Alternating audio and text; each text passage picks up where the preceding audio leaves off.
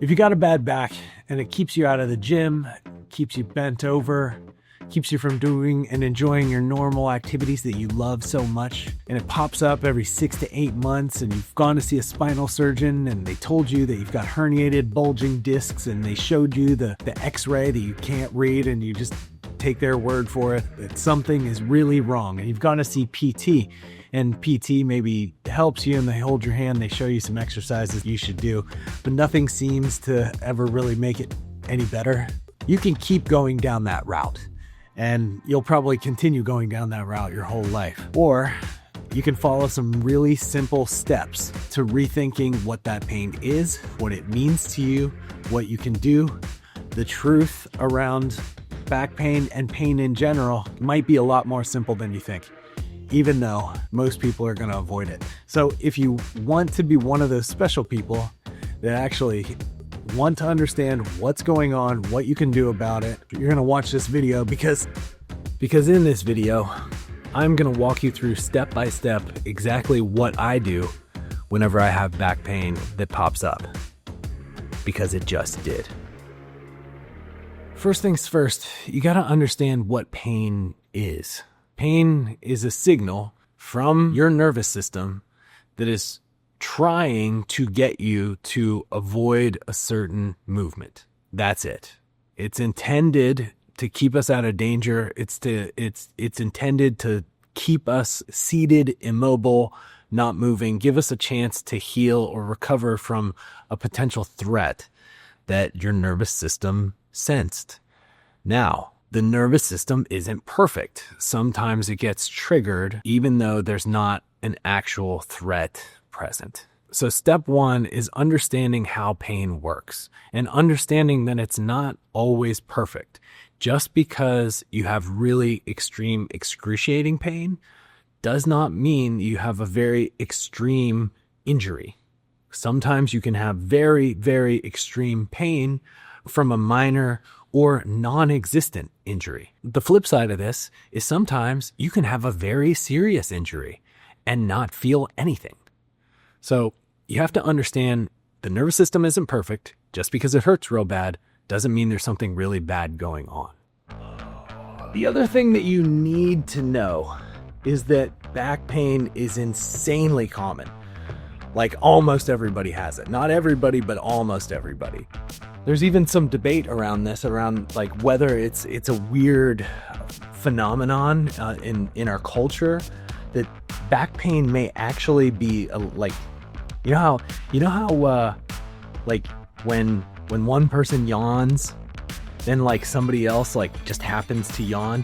Humans do a bunch of weird stuff that doesn't always make sense. And everybody used to complain about ulcers, like ulcers were the thing. How often have you heard anybody complain about an ulcer? Not that often. But it used to be nobody complained about their back pain. Back pain wasn't even a common thing. But like in recent years, everybody's got back pain. Everybody complains about their back pain. Everybody talks about their back pain. And when everybody talks about their back pain, isn't it weird how you start like wondering, like, do I have back pain? Like, well, that felt kind of weird. So I'm not saying that I know how all this stuff works, but I do know there's some weird stuff going on. The yawning, for example. Weird, right? Now that we got some of the weirdness out of the way, let's talk about actually like what you should do when you experience back pain. So let's say you're doing an event, like you're doing an exercise like I was today, and I was working up to a very heavy deadlift, typical. And maybe on like the fourth set, I started to pull off the ground. I made the weights lifted maybe an inch off the ground. I felt a sharp pain, like an electrical pulse or like a knife like feeling, like right in my lower back, right where I felt it before a million times.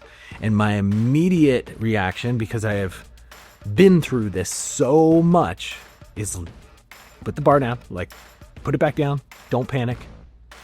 I dropped kind of to my knees. I sat upright.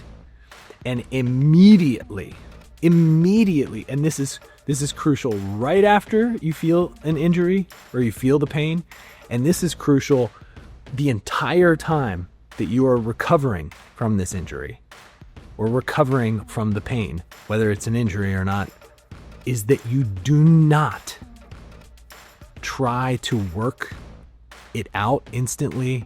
You don't try to feel the pain that you just felt. You do everything that you can to not feel that. That means if you bend over a certain way and like it tends to put a little bit more pressure and it makes it a little bit angry, do not do that. Do not do that. If you stretch and like lean back a certain way and you try to move it and work it out like I just was over there in the last, like in front of the window right there, don't do that. And I know how hard this is to do because it is our natural inclination that if something is wrong, try to fix it. Now, what I've found in my experience is that the less you feel that pain, the faster your recovery will be. It's like a tuning fork, right? You hit a tuning fork, ding, and you feel the pain, it resonates and resonates. And as long as there's nobody hits the tuning fork again, slowly that pain's just gonna like disappear.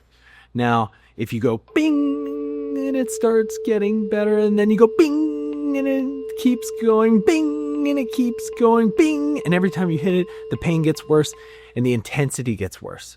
When what you wanna do is just let that vibration roll out and disappear long enough that you almost totally forgot that it existed in the first place. So think of it as like picking a scab, okay? If you pick at a scab, it's not going to heal. The scab is what's healing it. But there's a natural tendency in us and as humans that we want to somehow like fix the problem right away and make it instantly disappear, or like check if it's real, or sort of like check in on it. And this makes you obsess over it. It makes your mind think about it more. You start paying attention to it even more. It makes it intensify the pain. It makes it all way worse when all you want to do is avoid that. If I realize that getting up, standing up from a chair too abruptly, too quickly, what I need to do, be much slower.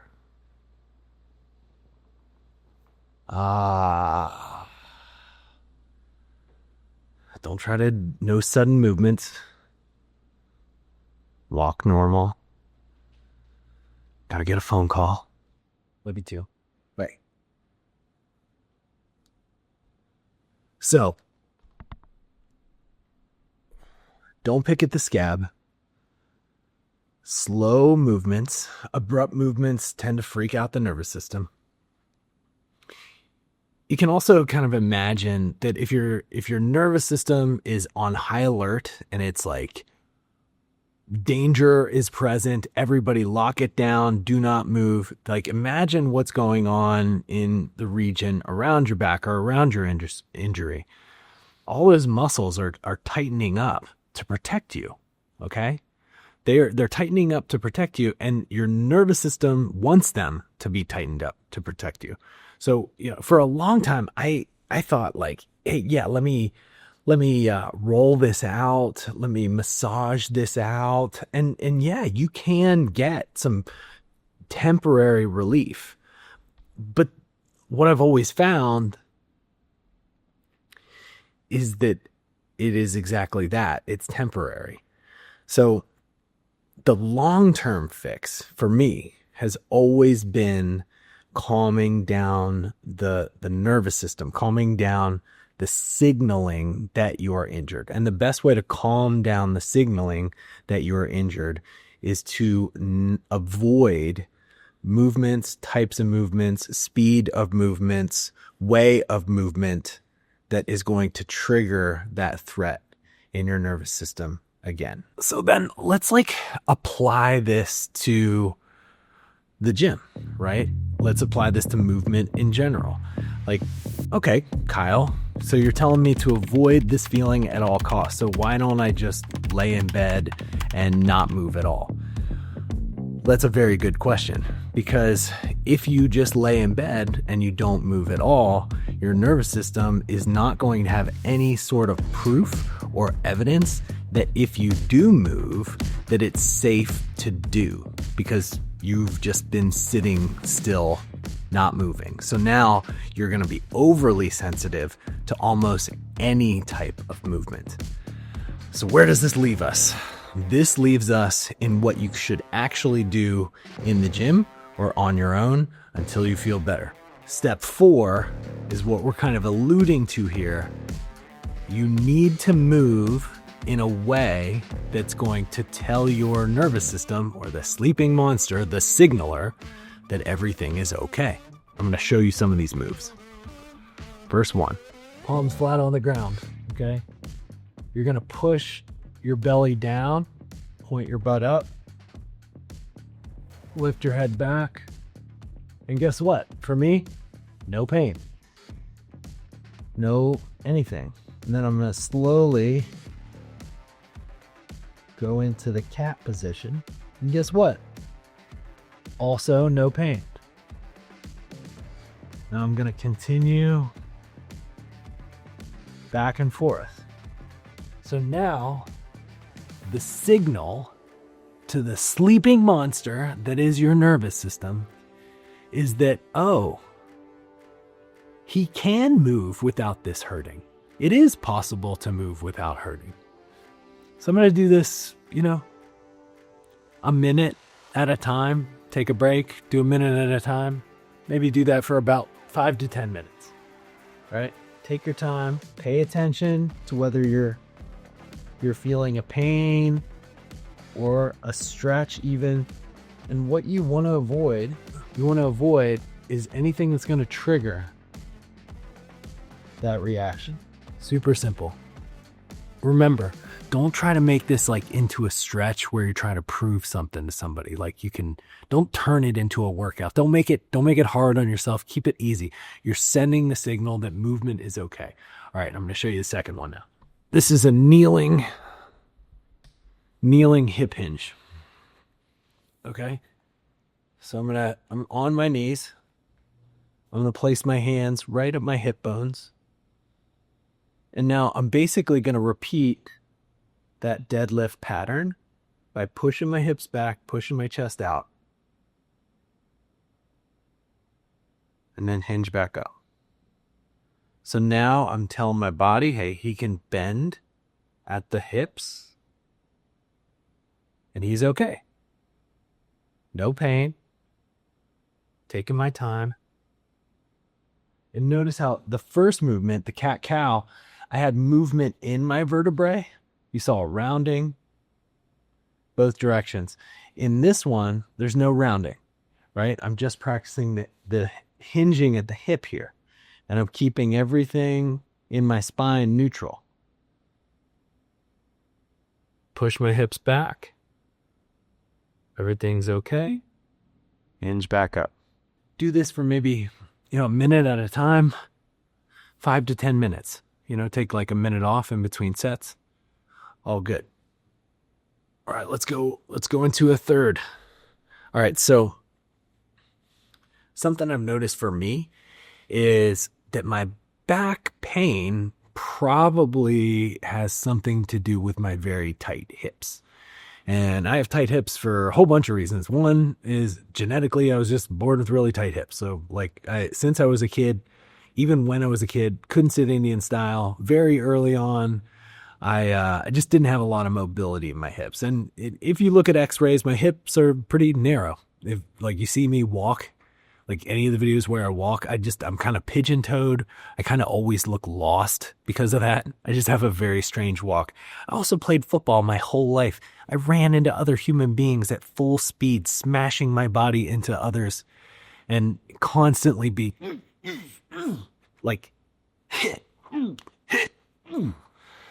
so it got very tight. I mean, it served me in a lot of ways because tight tends to equal pretty strong and powerful. So that was good when I played, but now I don't. And so, I'm dealing with a lot of things here. I've got tight hips, right? And those tight hips tend to put a lot of pressure on my back to kind of make up the slack where my hips lack range. They lack mobility. So my back maybe sometimes bends and moves a little bit more than it optimally should, maybe up against its limits of its ranges of motion. And because of that, it puts a lot of pressure on my spine, and that triggers the natural sleeping monster that is your nervous system. So often, all this to say, and this is from a lot of experience, that working at some hip mobility drills actually helps alleviate my back. So this is one of my favorites here. Call this an adductor rock back. Okay. I'm going to put my hip out, point my toe up, and then I'm just going to push my hip back, keeping my outside leg straight. Push back through. We'll see this from the side. Let's see. I still frame. Yeah. It's like I'm on all fours, but my right hip is out. Let's go push my butt back. Drop forward.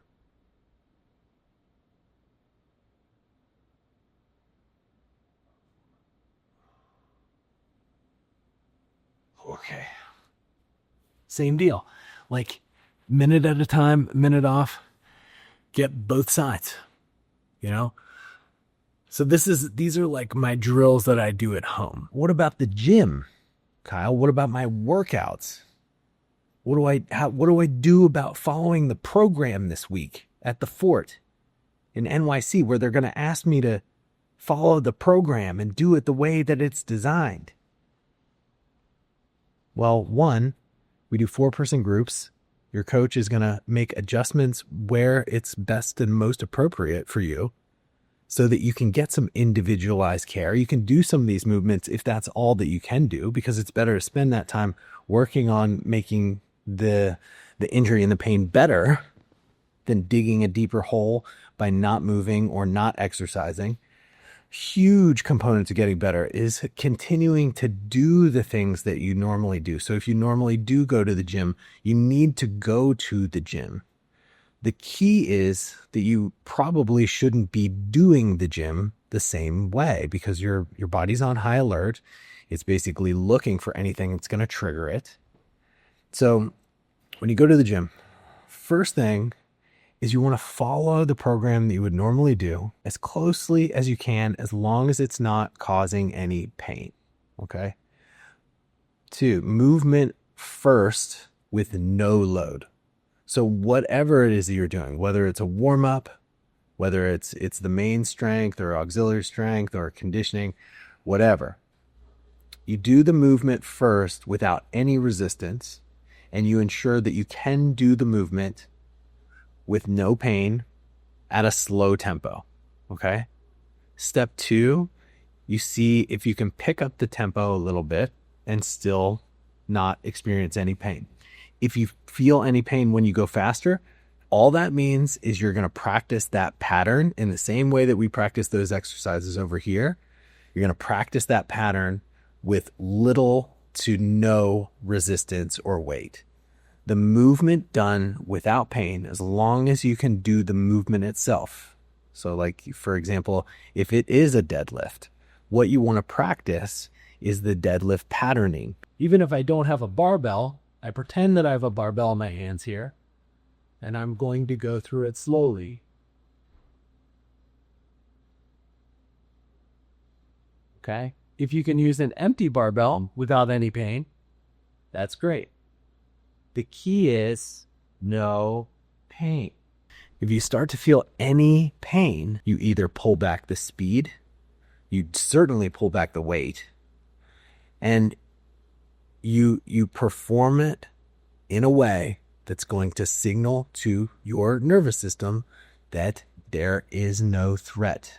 You are able to move. Movement is safe. There is not a threat. It was just triggered. It was just a little scared. Everything's going to be fine. So if you continue on with this, eventually you are going to find that you are better. You won't feel the pain anymore. You'll be right back to normal. But here's the deal. If it's something that keeps coming back, it's still probably going to come back unless you fix the underlying issue. Okay. This is where a really intelligent PT or a really intelligent chiropractor, movement specialist, there are gems everywhere. There's a lot of people that are just kind of nonsense. So you really have to do some good work and research and figure out the people that actually know what they're doing and people that are just quacks. So do the work, do some research, get reviews, find out who's the real, who can get the job done. But you want to find a movement specialist that can help assess the way that you move. Like for me, there's something in the deadlift pattern that is not optimal. Like the truth of what happened today is I'm not moving properly with the load that I was using, given the circumstances of my life right now and the state of being that I was in, to be able to do that movement without injuring myself, whether the injury was real, without triggering a pain response. Okay.